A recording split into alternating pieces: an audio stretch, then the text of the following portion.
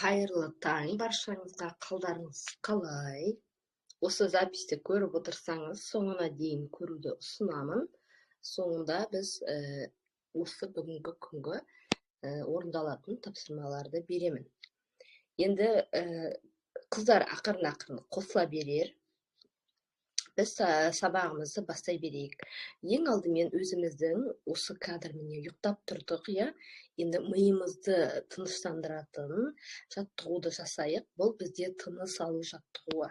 Яғни осы тыныс алу жаттығуын жасаймыз қазір. Суларыңызды, блокнот қаламдарыңызды бәрін қастарыңызға дайындап қойыңыздар.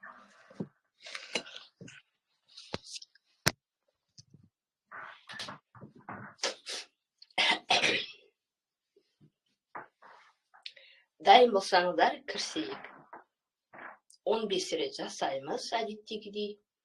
Кеттік. 1.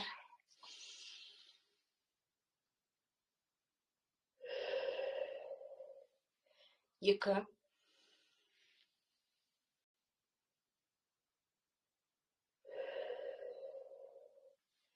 3.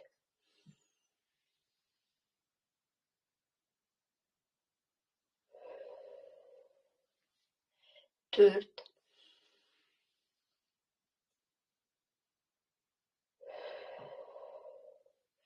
5.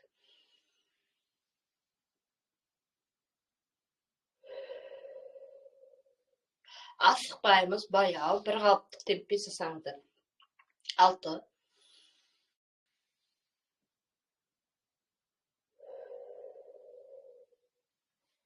7.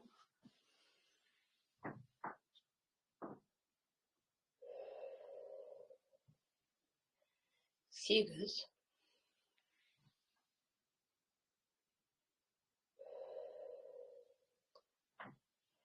9.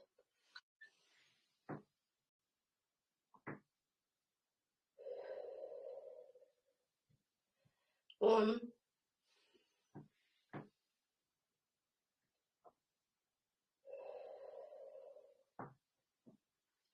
11.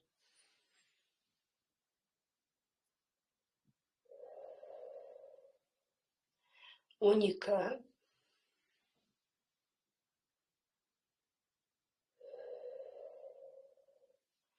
13.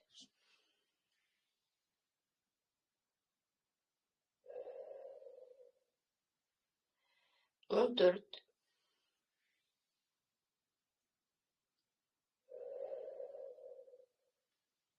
15.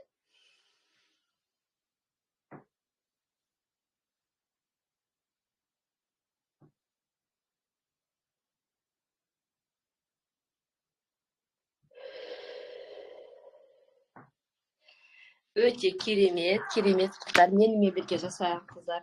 Өте қуаныштымын. Өздеріңіз уақыттарыңыз болса, осыдан да 15-тен де көбірек жасаңыздар. Уақыттарыңызға қарай. Әрі қарай кеттік. Енді бүгін қазір қыздар ояну жаттығуын техникасын сіздер осы эфирден кейін өздеріңіз жасайсыздар. Қазір біз өзіміздің сабағымызға кірісейік. Өйткені бүгін аптаның бірінші күні, адамдардың баратын жерлері бар, балабақшаға деген сияқты сабаққа жібереді балаларын. Сондықтан сағат 7-ге дейін өзіміздің сабағымызды жалғастырайық. Блокноттарыңызды алып шығыңыздар. Бүгінгі сабақта басында өзіміз әдеттегідей 3 арманымызды жазамыз қазір. Содан кейін бүгінгіге жоспар құрамыз.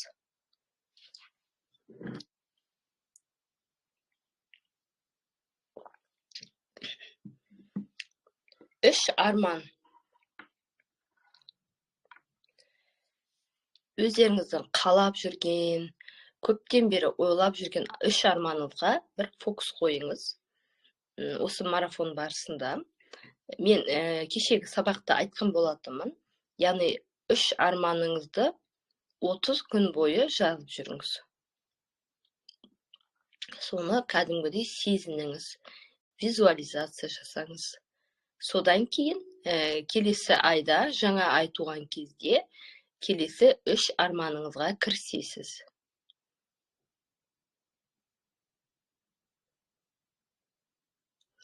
Осылайша біздің барлық армандарымыз назардан тыс қалмайды. Үшеуден де көп жазуға болады негізі. Өздеріңіз жағдайларыңызға қарайсыздар енді, мүмкіндіктеріңізге қарайсыздар, уақытыңызға.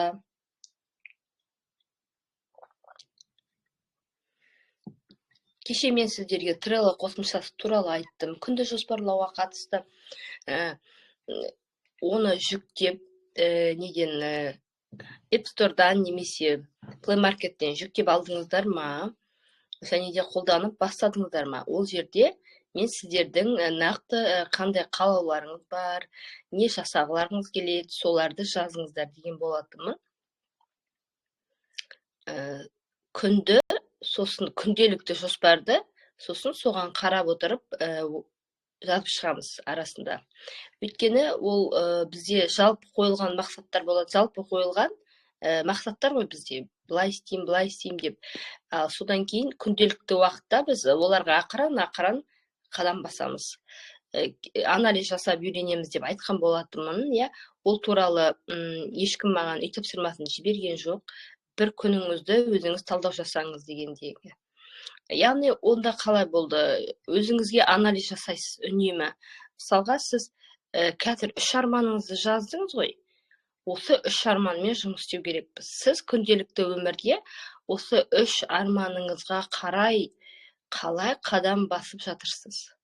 Не істеп жатырсыз орындауға? Сол 3 арманыңызды. Соны да ойластыра жүру керек. Біздің күнделікті мынау үйдің тірлігінің ішінен өзімізді бөліп алып, сол тірліктен осындай өзімізге арнайы уақыт арнайтын уақыт белгіледік қой, міне таңғы уақыт. Ол өте керемет. Өйткені біздің балаларымыз барлығы ұйықтап жатады. Егер балаларымыз оянып қалған кезде, мысалға, біз түске қарай, 10-ға қарай тұратын болсақ, бізде ешқандай біздің өзімізге уақытымыз болмайды. Армандарымыз, естественно, әрине, ол да кейінге қала береді. Сондықтан біз өзімізге осындай уақыт тауып жүргеніме мен өте қуаныштымын. Өйткені бұл бізге керемет энергия береді, өзімізді жеке тұлға ретінде дамытуға көмектеседі, өзімізге өзіміз көмектесеміз. Кешегі мен айтқандай, әрбір әйелдің, Айғаным ханымның айтқан сөзі, әрбір әйелдің досы да өзі, жауы да өзі. Жазып болсаңыздар, күнді жоспарлауға бірнеше 4-5 пункт жазсаңыздар жеткілікті. Егер қажет десеңіздер, кейін толықтыра жатасыздар. Әрі қарай біз өзіміздің жетістігімен тоқталамыз. Кешегі күні қандай жетістік болды бізде? Кеше бізде демалыс күні болды, иә, мүмкін балаларыңызбен бір уақыт тауып отырған шығарсыздар. Бір балаларыңызға бір тәтті, дәмді бірдеңе пісіріп берген шығарсыздар. Немесе өзіңіз үшін далада серуендеп, қадамдарыңызды жасап келдіңіз ба? Осы бір жетістіктеріңізді өзіңізге түртіп жазып қойыңыз. Сіз өзіңіздің жетістігіңізді өзіңіз ғана көре аласыз. Бұл бізге алдында айтқандағымдай сенімділік береді, бізге уверенность береді. Өзіміздің істеп жатқан істеріміз текке жасалып жатпағанын сезінуге мүмкіндік береді. Менің даусым бәрі жақсы естіліп тұр деп ойлаймын, қыздар. Өздеріңіздің жетістіктеріңізді жазып шығыңыздар. 4-5 мүмкіндіктеріңізге қарай.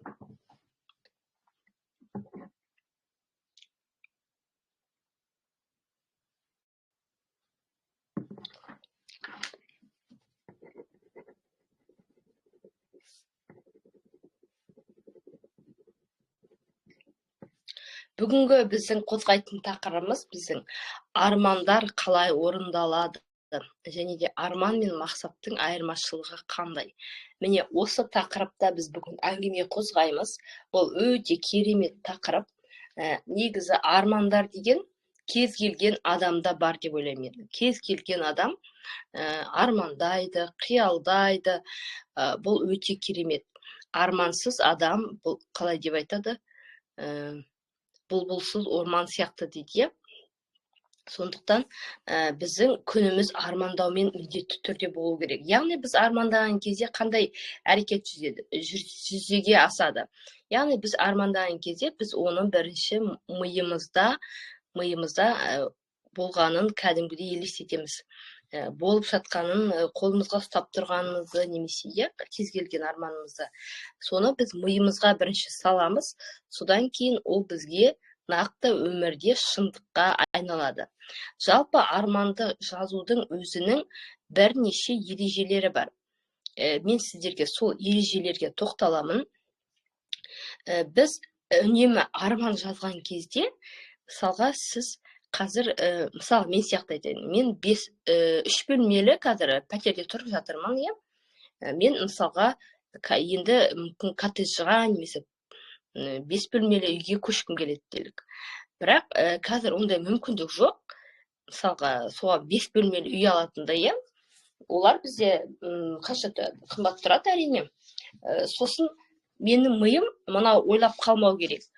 Оған бізде мүмкіндік жоқ, 5 бөлмелі алуға деп, осылай сенбей қалсам, мен егер ішімде мына жерімде бір күдік пайда болса, соның орындалатынына, орындалмайтынына сәл ғана былай қарасыншы. Сондай бір күдік пайда болатын болса менде, онда бұл арманым менің әрине орындалмайды. Мен оған міндетті түрде сену керекпін. Сондықтан біз кез келген арманымыз қандай болсын, үлкен болсын, бізге қол жетпейтіндей болып көрінсе да, біз оған ең бірінші сенім арту керекпіз. Мен өзім осы 3 бөлмелі үйді алған кезде, біз онда бір жатақханада тұрып жаттық, общежитияда 18 квадрат общежитиямыз болды өзіміздің. Сол жерде тұрып жатқанда, енді ойлаңыз, 18 квадратта тұрып жатқан адамға 3 бөлмелі үй деген, бұл өте бір үлкен дәреже меніңше. Өйткені біз сол кезде есімде, әлі біз үй сатып алған кезде, барлық сұрайды, үй сатып алдыңдар ма, күшті деп. И сол кезде барлық, почему-то ойлайды адамдар, біз бір бөлмелі үй сатып алдық. Сол сұрайды, бір бөлмелі сатып алдыңдар ма деп, осылай. Енді біз олар адамдар мүмкін ойлайтын шығар, мысалы, олар общежитияда тұрып жүрді ғой енді. Ендігі уровеньдары, мысалы, бір бөлмеліге ғана жеткен шығар деп. Сол кезде біз, мысалға, жоқ, біз 3 бөлмелі алдық деген кезде, өзімде бір кәдімгі, ішімде бір батырлық сезімі оянатын. Кәдімгідей бір күшті, бір ерлік жасағандай. Шын мәнінде бұл сондай ерлік болды, бұл мен есімде. Сол кезде мен үй алам деп, кәдімгідей осылай мақсат қойдым алдыма, мақсат қойдым да үй алам деп, бір 2 жылдың ішінде мен точно үй алам деп. Өйткені мен оған дейін жинап жүрген қаражаттарым барлығы болды ғой. Сосын мен отбасы банкіне жинап жүрдім. Сол бір мақсаттарымды жақындап кел жатты да, бірақ кей кезде болады былай алыстап кеткен сияқты армандарымыз, сондай бір сезімдер. Сосын мен айттым өзіме, жоқ, мен осы не де болса, осы 2 жылдың ішінде үй алам деп, өзіме прямо сенімді болдым. Сол кезде мен үйді алғаным, сол 2 жылдың ішінде алдым кәдімгідей. Арманын айтқанымдай өзімнің. Шын мәнінде мен қазір ойлап қарасам, мен оған кәдімгідей сенген екенмін. Мынау сила мысли деген мен аудио кітапты оқыдым. Сол жерде солай айтады. Ең бірінші біз арманымызға кәдімгідей сену керек екенбіз. Оның орындалатынына ешқандай бір титтей де біздің күмәніміз болмау керек. Сол кезде біздің арманымыз өзінен өзі орындалады. Мен мысалға білмеймін ғой, қандай жолмен орындалатынын арманымыздың. Сол кезде мынау арманымызға Алла тағала өзі ақырын ретін келтіріп, сол біздің арманның орындалуына өзі әсер етеді. Біз тек қана әрекет ету арқылы соған қарай жүреміз. Шын мәнінде солай болды. Мен ол жағдайды өте бір есіме түсіретінім, біздің баламмен кішкентай болды. Сол кезде үлкен балам 1-ші класста оқып жүрді. Оқып жүрді де өзінің бір одноклассницасымен бір жағдай болып қалды. 1-ші класста ғой, әлі бала бір-бірлеріне бірдеңе деп айтып қалған ғой. Сонда бізге сол кезде мені мектепке шақырып, ол баланың қызының ата-аналары келеді, сондай бір жағдай болды. Біз общежитияда тұрып жүрген кезімізде. Мен балам ана қызға бір жаман бірдеңе айтып қалған ғой. И ол қыз үйіне барғасын айта беріпті, қайта Әліби маған былай деп айтты, Әліби маған былай деп айтты деп. И ол мамалары сол жерден паника көтерді да, былай қарап тұрсаң сондай қорқынышты да нәрсе емес. Бірақ олар солай паника көтерді да бізді сол неге шақырды мектепке. Жақсы, мен бардым, солай болды. Сонда мен бір ол кезде мен әлі шустрая емеспін ғой, осыдан неше жыл бұрын, 9 жыл бұрын. Сол кезде ана мұғалім маған айтты да, сіздер общежитиеде тұрасыздар ғой деп, осылай айтып қалды да. Мен сол кезде мен прямо жүрегім, мына жерім прямо қысылып, типа общежитиеде тұрған адамдар сондай бір жаман әрекеттер жасайды, олардың сондай деңгейі төмен деген сияқты мен өзімде сондай бір қатты бір жаман ощущение болды. И сонан шыққаннан кейін біз кешірім сұрадық, әрине ана кісіден, баламызбен екеуміз кешірім сұрап, енді жағдайды былай тараттық. Бірақ мені көкейімде осы жерінде бір керемет, бір жаман сезім болды. Сол мұғалімнің айтқан сөзі, қазір мен сол мұғалімге керісінше ризамын, сол сөзді айтқанына, себебі мен сол арқылы мен өзіме энергия алдым да, өзіме алдыма нақты мақсат қойдым, өзіме все алам деп. И сол мұғалім, біз бірінші класста болды сол оқиға, екінші класста біз уже квартираға көштік. Екінші класста оқып жүргенде аяғына қарай. Сонда сол мұғалімнің сөйтіп айтқан сөзі маған, сіздер общежитиеде тұрасыздар ғой деген сөзі, прямо менің қатты жүрегіме батып кетті. Мені намысымды қоздырып жіберді, сондай бір сезімдер менде қатты орын алды да, и мен сол кезде прямо четко мен уже білдім ғой, үй алам деп. И біз сол аралға көп уақыт салмай, мен осы 3 бөлмелі пәтерге көштік. Шын мәнінде осындай өмірде жағдайлар болады, мүмкін сіздерде де кездесіп жататын шығар. Сол кезде біз керісінше мынау сол айтқан сөздің тұңғиыққа батып кетпей, сол сөздің екпінімен кетіп қалмай, керісінше алға қарай ұмтылып, өзімізге басқа мотивация алып кетуге бір керемет мүмкіндік береді. Ол бізге Алла тағала өзі былай жол көрсетіп тұр да, сен міне жүрсің созып әлі осы жағдайды. Мысалы арманыңды әлі орындаймын деп жүрсің, созып жүрсің, ал саған деп сосын сондай бір жағдай кездестірген кезде, біз сол кезде қағып алу керекпіз соны жағдайды. Все, сап ете түскендей ойымызға, все маған Алла тағала айтып жатыр, осылай уже саған пара соны істеуге деп. Сол бір жағдай мен бірінші рет айтып жатырмын адамдарға. Негізі бұл жағдайды мен ешкімге айтпаған болатынмын. Тіпті менің жолдасыма айтқан жоқ сияқтымын сол жағдайды, есімде жоқ. И сол менің арманым, соны мен қатты сендім ғой сол арманыма. Сондықтан ол менің 3 бөлмелі алам деген арманым солай орындалып кетті. Мен сіздерге алдағы уақытта визуализация туралы тақырып болған кезде осы мен қалай орындағанымды, осы 3 бөлмеліні айтып беремін сіздерге. Ол да бір керемет әңгіме. Мен үнемі мақтан тұтамын сондай бір оқиғаның менің өмірімде орын алғанына, көрсеткеніне маған Алла тағаланың. Әрі қарай біз бұл біріншісі, сену керекпіз біз арманымызға. Әрі қарай бізде нақты болу керек арманымыз. Нақты, мысалға сіз, нақты дегенде қалай, оның ұсақ түйектеріне дейін біз білу керекпіз. Егер сіз машина алатын болсаңыз, оның бағасы примерно қанша болатынын білу керексіз. Және де оның қай жерде орналасқан, қай жерден сіз мысалға аласыз, қай маңайдан аласыз деген сияқты. Әрі қарай оның түсін, мысалға көлемін, жалпы машина туралы өзім мен қатты білмеймін, машинамен. Сондықтан жалпы мен сыртқы нелерін айтып отырмын сіздерге. Сол туралы өзіңіздің ұнатып жүргеніңізді нақтылайсыз. Сіз өзіңіз визуализация жасаған кезде сондай бір детальдарына дейін нақтылау керек. Бұл нақтылық өте керек. Себебі, мысалға, Алла тағала сіздің қандай машина қалап жүргеніңізді білмейді. Сіз, мысалға, маған бір машина керек деп ойлап жүрсеңіз, ол сізге бір ең соңғы деген баяғы заманға бір машиналардың, ескі модельдағы бір машиналарды алдыңызға кеп беруі мүмкін, Дәл солай ақшаға қатысты. Егер сіз маған Алла тағала көп ақша бер деп жүрсеңіз, мысалға, көп деген сөз түсініксіз, ешқандай нақтылық жоқ ол жерде. Сізге мүмкін 5.000 теңге де көп шығар. сіз үшін, иә. Сондықтан Алла тағала оны білмейді, қанша көп екенін сіз үшін. И ол сізге 5.000 теңге ғана береді, немесе 10.000 теңге ғана аздау ақша береді да. Береді, бірақ аздау береді. Сондықтан сіз қалайсыз 500.000 теңге, мысалға айтыңыз маған 500.000 теңге керек деп. Теңге деген, иә, қосын 500 доллар да болады бізде, евро да болады. Сондықтан қандай валютада керек, соны да нақтылап жазасыз. Мен бұл жерден бір орыстың қызының айтқаны есіме түсіп кетті. Осы армандар тақырыбын мен өзім көп зерттеп жүрдім ғой. Сонда бір орыстың қызы, Вероника деген қыз, өзінің армандары туралы айтып жатыр, қалай орындалғаны. Сол кезде ол айтады да былай деп, ол былай деп жазып қойыпты: хочу, квадратурасына дейін жазып қойған ғой, 250 шаршы метр дом на Иве деп жазып қойыпты. Ол кезде олардың сол Москвада Ива деген район бар екен. Ива деген район сондай бір жақсы дамыған район ба деп ойладым. Сол Ивадан үй алғым келеді деп солай жазып қойған ғой.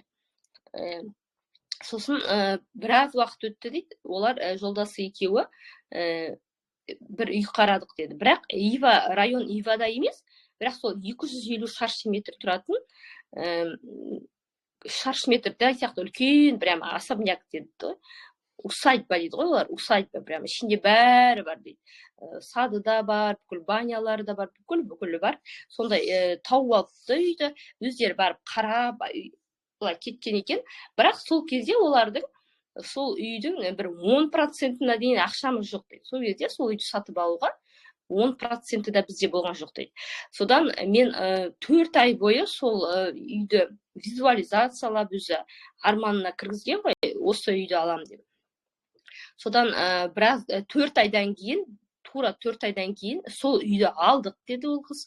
Сол үйді алып, сол үйде тұрып бастаған екен. Тұрып бастадық дейді. Содан кейін жолдасым айтты дейді, маңайларында ешқандай қатты көп үйлер болмаған. Сосын бірде жолдасым далада жүріп келді да айтты дейді маған, мына жерге можно пруд істейді ғой олар, орыстар, балық жіберетін. Сондай қазып пруд жасайық деп айтты дейді, балық жіберейік деп. Сосын мен айттым дейді, да, давай деп келістім дейді. Сол кезде күйеуім айтты дейді, енді ана жерге пруд жасау үшін мына үйдің маңайы толған ива деп айтты. Ива деген, білесіздер, ағаш бар, иә? Соны айтты дейді, мынау ағаштарды кесу керек, иваларды кесіп тастау керек деп айтты дейді. Сол кезде мен мынандай бір кәдімгідей бір шокта болдым дейді. Өйткені біздің оказывается тұрып атқан үйіміз сол ива ағаштарының ортасында тұр екен дейді, біздің үйіміз. Сосын ол өзі күліп жатыр да, мен сонда ең бірінші арманымды жазған кезде хочу квартиру на Иве деп жаздым ғой, или дом на Иве деп, и район Ива деп мен көрсеткен жоқпын дейді да. Сол кезде менің айтқан сөздерім дәл орындалды. Мен сонда 250 шаршы квадрат метрді үй алдым дейді, бірақ оның үйдің маңайы сол Ива ағаштары толып тұр екен дейді.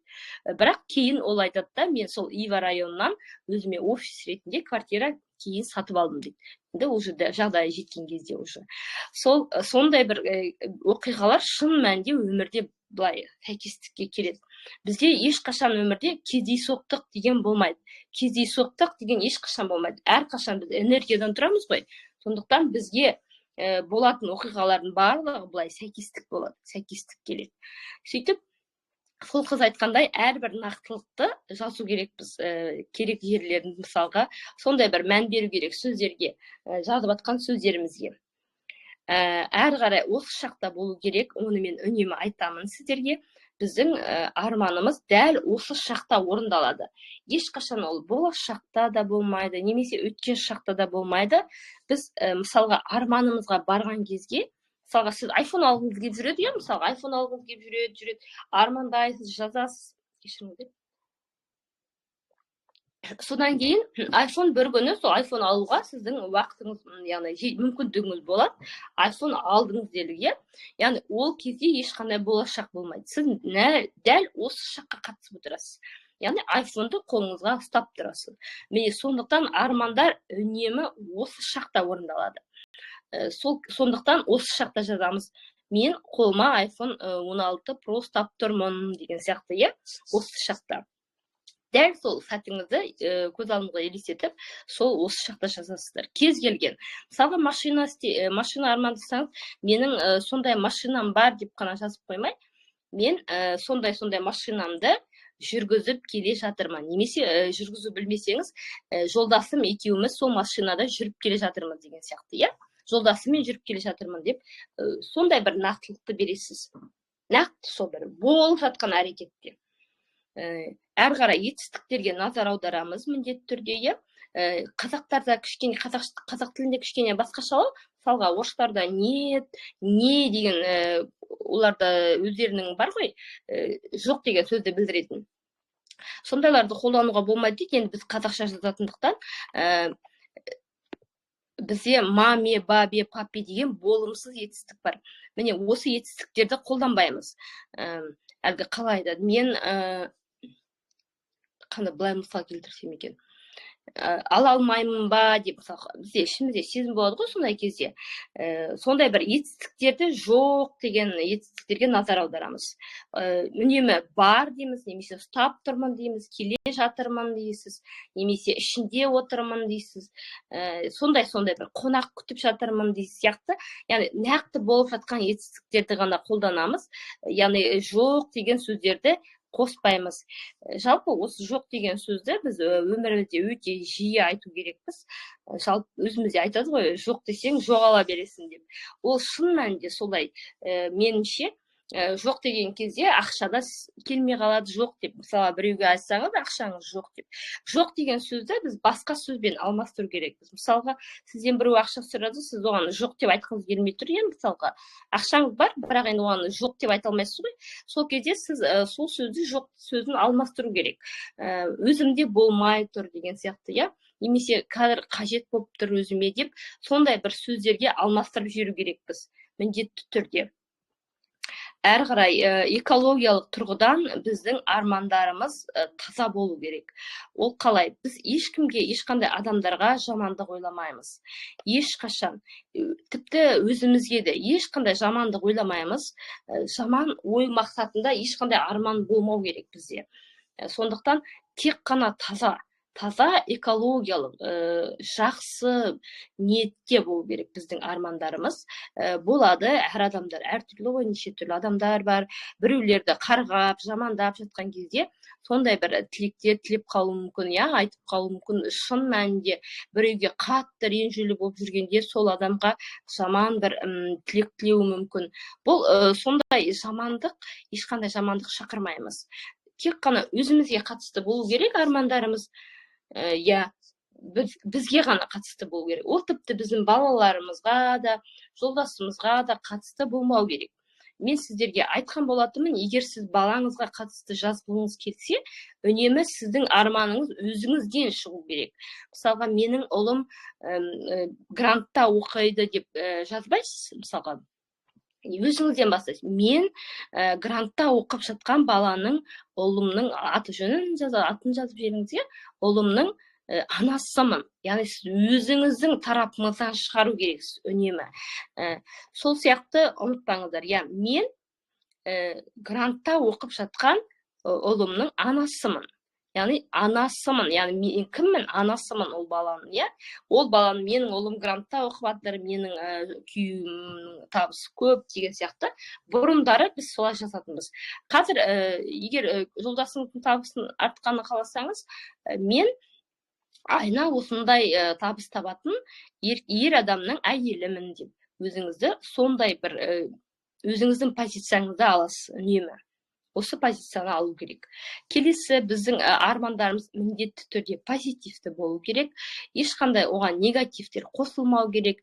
Бір титтей де негатив ойлар қосылмау керек. Үнемі біз позитивте жазамыз. Жақсы жаққа қарай, жақсылыққа қарай жазамыз. Ешқандай салыстыруда болмау керек. Ешкіммен салыстырмау керекпіз. Мысалға, қалай айтса болады? Например, кім бар бізде? Бай адамдар бар ғой. Сол сияқты бай болғым келеді деп, мысалға. Сол сияқты баймын деп, қазір кім бізде? Марғұлан Сейсенбай, иә? Марғұлан Сейсенбай сияқты бай болғым келеді.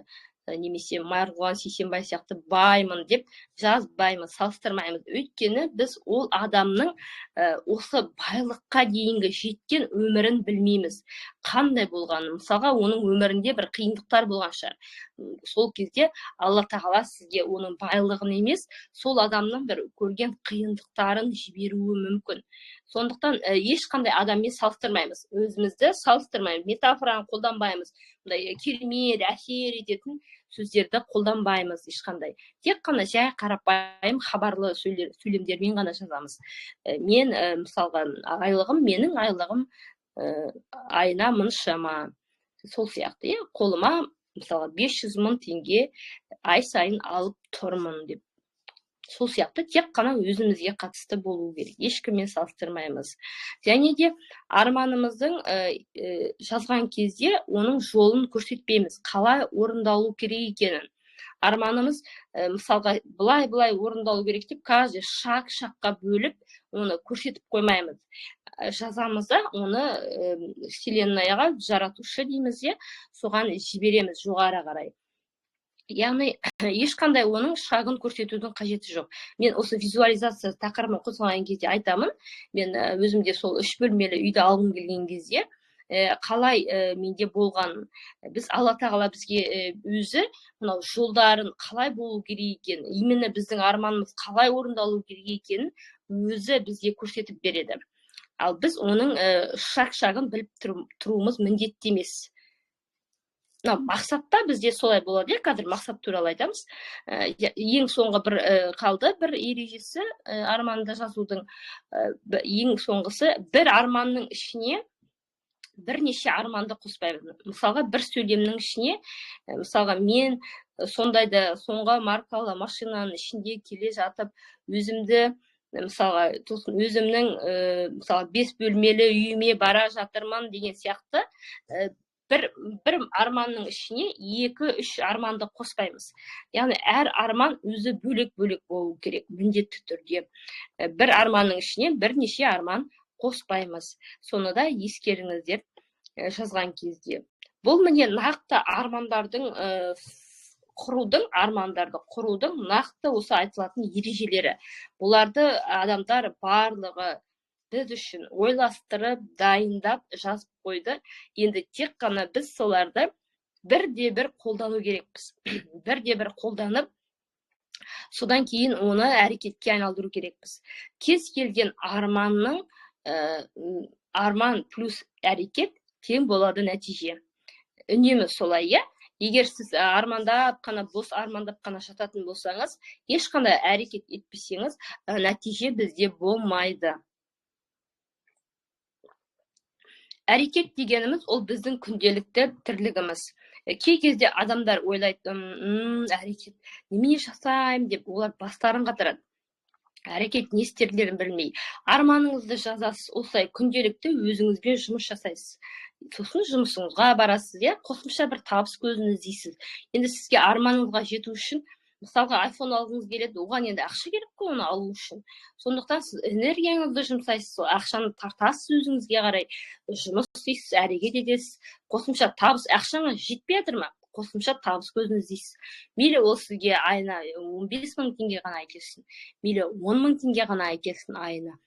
Ол сіздің қосымша табысыңыз болады. Сіз сол келген артық ақшаны жинап, мысалға бастапқы первоначальный взнос дейді ғой, соны істей аласыз. Мысалға, мүмкіндік өте көп, ақша бізге беретін мүмкіндігі өте көп. Тек қана мысалға әйел адамдардың көбі, кей әйел адамдар болады солай, мен ақша таппаймын, жолдасым барлығын орындасын, істесін деп кейде айтамыз ғой біз. Ол да мүмкін дұрыс шығар, өздеріңіздің жағдайларыңызға қарайсыздар. Егер сіздің жолдасыңыз, сіздің осы бір армандап жүрген көп армандарыңыз бар, соның бірде-біреуін орындай алмай жүрсе сіздің арманыңызды, сонда сіз уже ойлану керексіз. Яғни бізде өмір бірнеше рет берілмейді. Мысалға, біз осы өмірде жай жүре тұрайық деп. Менде адамның өмірі 2-3 өмір берілетін болса бізге, осы өмірде біз жай жүре тұрайық, қыдырайық, демалайық, үйге балаларымызды қарайық. Келесі өмірде біз сосын армандарымызды орындаймыз деп біз айта алмаймыз. Ондай өмір бізге берілмейді ешқашан. Сондықтан сіз ойланасыз, өзіңіз анализ жасайсыз ғой енді.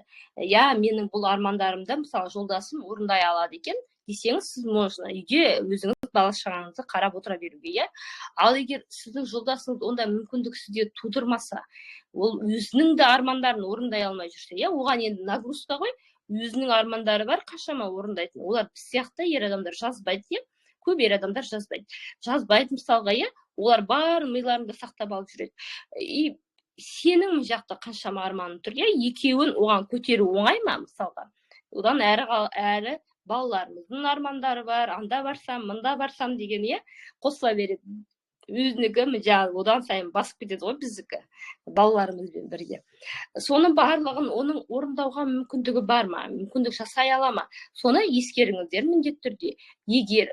Егер сіздің жолдасыңыз сізге сондай мүмкіндіктер бере алмаса, әлі мысалы созылып кетсе, ол сезіп тұрасыз, созылайын деп тұрған әлі бұл арманның. Сол кезде өзіңіз де көмектесіп, энергия жағынан, міне қазір біз таңда ерте тұрып, өзімізбен жұмыс істеп, таңғы серуенге шығып жүрміз ғой.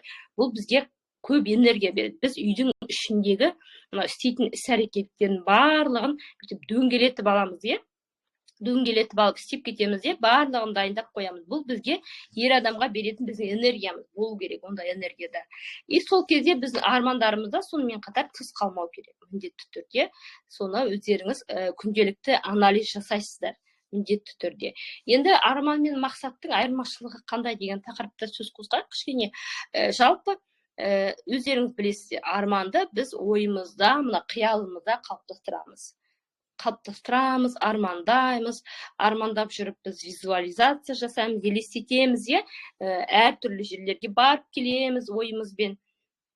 Ал мақсат сәл нақтылау, біз мақсат қойған кезде оны жазамыз, яғни оған мақсатымызға баратын біздің қадамдарымыз бар. Сол қадамдарды біз ақырын орындаймыз. Яғни айырмашылығы осында екеуінің. Армандарды біз үнемі ойлаймыз, ол біздің мынау санамызда, Ал мақсат құру арқылы біз арманды мақсатқа айналдыр деп айтып атады ғой. Яғни сол бір арманымызды мақсатқа айналдырамыз да өзіміз. Мысалға, мен айына осындай табыс табамын деп алдыңғы мақсат қоясыз, сосын соған қарай пошагово жұмыс жасаймыз. Сол кезде біздің армандарымызды алыстамайды. Мақсатымыз белгіледік, мақсат түрінде белгіледік өзімізге. Содан кейін соған примерно жазамыз. Осы мақсатқа жету үшін маған не істеу керек екен? Ойланасыз, алдымен анализ жасайсыз. Не істеу керек? Жобамен ойланасыз. Ананы істеймін, например, Инстаграм жүргіземін, Инстаграм парақшамды дамытамын. Оны дамыту үшін мен мынаны істеймін деген сияқты. Сосын күнделікті әрекеттер жасайсыз, мысалы, видео саласыз, рил саласыз, өзіңіздің мақсатыңызға қарай, нишаңызға қарай. Міне осы ақырын. Сосын келесі, мысалға, ақша жинаймын деп бастайсыз, кей кездерде. Сосын мақсатыңызға жету үшін ақша жинау керек болады. Сол кезде ақша жинауды бастайсыз.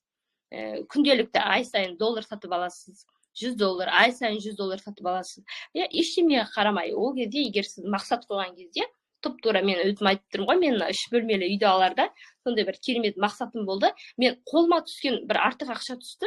Мысалы, балалардың бір заттарын сатып жібереміз ғой, енді бітті, енді ұстамаймыз, стульчиктарын мысалға, сатып жіберген ақша болды.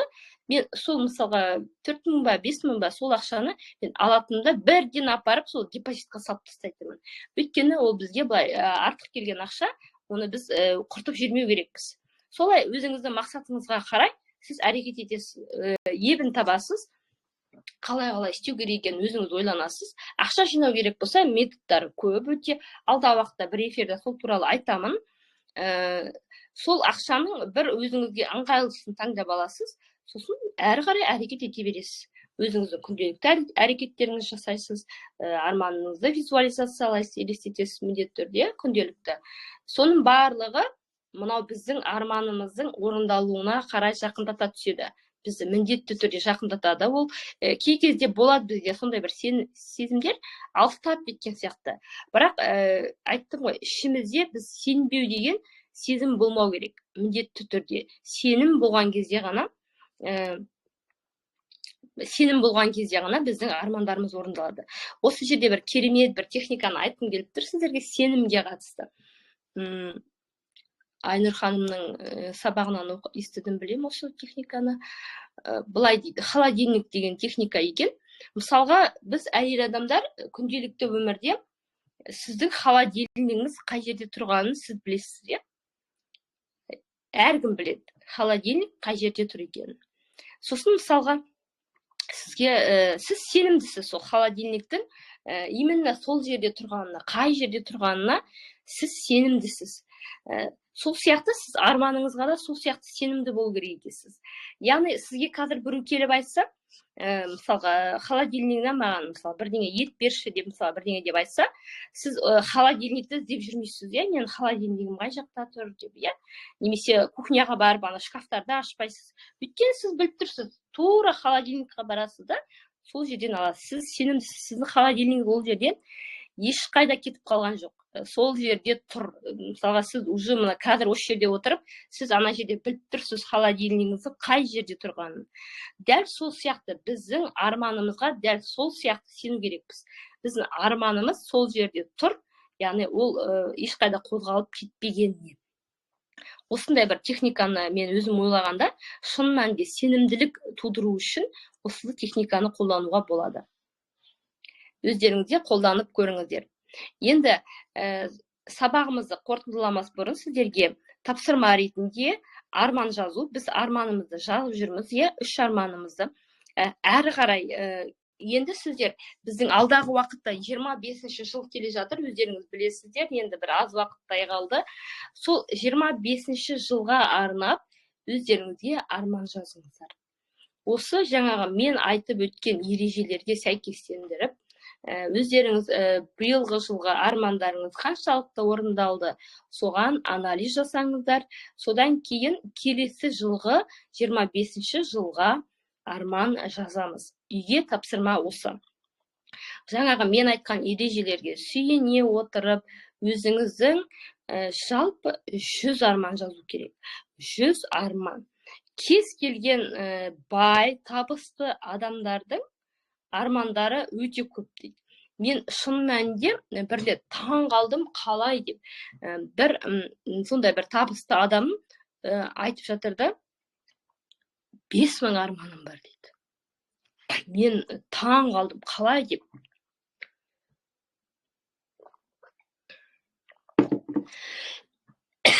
Біз қазір 100 арманды жаз десе, сол 100 арманға біз толтыра алмай әлектенеміз ғой, сол 100 арманды.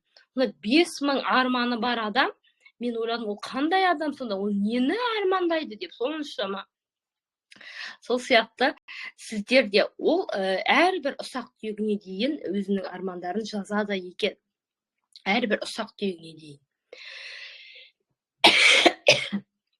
Сол сияқты сіздерде өздеріңіздің, мен де бүгін 25-ші жылға арманымды жазуға отырамын, Алла жазса. Өзімнің армандарымды әлі жазған жоқпын келесі жылғаға. Соны толық жазып, мынау Trello қосымшасымен де жазуға болады. Немесе өздеріңізге блокноттарыңызға арнайы жаңа дәптер бастаңыздар, немесе 25-ші жылға арнап жеке жазыңыздар. Кейін тағы да бір үй тапсырмасы, бұл бізде секрет фильмін көру. Мен оның ссылкасын сіздерге Telegram каналға жіберемін. Бұл документальный фильм. Кешірім тұрайын, тамағым әлі басылмай жүр. Документальный фильм өте бір керемет фильм, мықты фильмдердің бірі. Міндетті түрде көріңіздер. Егер сіз оны көрген болсаңыз, осыған дейін көрген болсаңыз, тағы да көріңіз. Араға уақыт салып қайтадан көріңіз. Бұл секрет фильмі менің ең бірінші осы армандарымды орындауына әрекет етуіме қарай әсер еткен фильмдердің бірі. Мен бұл фильмді бүкіл марафонында беремін. Себебі бастасағанда жаңа айттым ғой, анау ұмытып қала беремін сол кісінің доктордың. Ол айтады, то, что здесь, окажется здесь деп айтқан кезде, мен сол кезде маған бір сондай бір инсайт болды, мен ойландым, шын мәнінде біз мына жерде ойламаймыз, мына жерде біздің ойымыз басқамен занят. Өткенімізді ойлап жүрміз, болашағымызды ойлап жүрміз. Занят та біздің армандарымыз мына жерде нақты орындалып көрсетілмеген миымызда деп. И сол сөзден кейін мен ойланып қалдым да, егер көрген болсаңыздар, сіздер білесіздер, онда бірнеше техникаларды айтады. Мен сол техникалардың барлығын жасап шықтым. Мынау тас туралы, тасты бір баласы ауырып жатқан кісіге жібереді ғой, осы тас көмектеседі деп, далада судың жағасынан жинап алған әдемі жылтыр тастар. Менде де сондай бір тасым бар әлі күнге дейін. Тауып алсам сіздерге фотосын жіберемін. Сол тасты мен өзіммен үнемі алып жүретінмін. Себебі ол тасты ұстаған кезде мен өзімнің армандарымды еске түсіретінмін. Және де мен осы көп жерлерде ол маған күш-қуат береді кәдімгідей. Мен өзіммен бірге осы үлкен қызыммен неге түсіп қалдым, аяғым ауыр болып жүргенде 33 аптасында неге инфекционная карантин болып қалды ғой. Как раз карантин кезінде коронавирус болып, инфекционная түсіп қалдым. Менде сонда коронавирус болды. Сол кезде мен 11 күн бойы менің температурам көтеріліп, қайта түспей, кәдімгідей жылап сол жерде жүрген кезімде, ондай жалғызсың ғой, бір палатада ғана. Сол кезде мен осы тасты, мен үстелдің үстіне қойып қоямын да, сол тасқа қарап жататынмын. Сол тасты алған кезде мен ең бірінші өзіме бір ерекше бір сезіммен соған өзімнің арманымды айттым ғой сол тасқа. И сол тас маған өзіме кәдімгідей керемет бір не берді, мотивация беріп тұратын, күш беріп тұратын, маған энергия беріп. Сондықтан сондай бір тастарды да қолдандым. Мынау күнделікті жазады ғой, Алла тағаладан кешірім сұрау, содан кейін өзімнің қалағанымды айту деген бір техника болды оның ішінде. Соны да орындадым. Карта желаний да айтты, оны да орындадым. Сосын тағы қандай бар еді оның ішінде? Ұмытып қалдым. Яғни сол қандай техникаларды айтады сол жерде, барлығын мен орындадым. Барлығын. Ол әрине маған өте көмектесті. Сол техникалардың арқасында мен қазір өзімнің армандарымды ақырын орындап жатырмын. Біраз армандарым орындалды. Мен өзімнің армандарымды қарап жүрсем, көбіне мен уже галочка қойып шықтым. Сондықтан осы секрет фильмін міндетті түрде көріңіздер, міндетті түрде көрген болсаңыз қайталап көруге ұсыныс беремін. Өйткені мен өзім оны уақыт салып араға үнемі қараймын. Мен жуырда қараған жоқпын, мен ұмытып қалдым, бір 4-5 ай болды мен оны қарамағаныма, жаздың күні бір көруген болатынмын. Кей кезде менде енді бала-шағамен жүргесін, балалармен отырып қарау мүмкін емес. Олай қарамаңыздар, балалармен жүріп, онда сіз ешқандай эмоция алмайсыз ол фильмнен. Ол фильмді міндетті түрде жеке отырып, блокнот, қалам алып, өзіңізге жазып алып, түртіп алып отырып істеңіздер. Көріңіздер, жазып алыңыздар міндетті түрде. Менің айтып атқандарым барыңызға естіліп тұр ма, қыздар? Бір кері байланыс беріп жүрсеңіздер. Осы мен сағат 7 болды. Осы мен эфирімізді аяқтайық.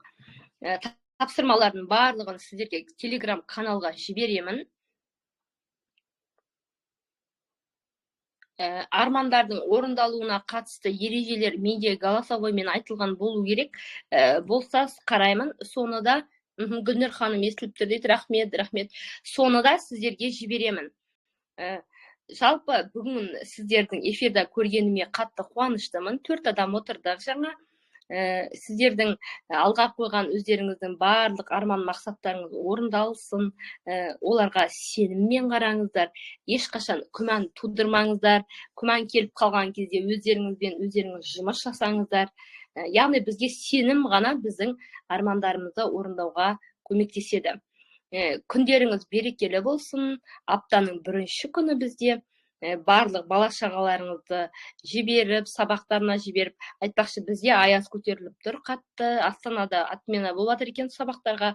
Бізде пока берген жоқ, 20 градус па болып тұр бізде. Бізде енді аяздың уақыты басталады біздің жақта. Сіздерге күндеріңізге сәттілік тілеймін. Арман тілектеріңіз орындала берсін. берекелі отбасы болыңыздар. Жақсы, қоштасамын. Рахмет. Эфирді тоқтатайын.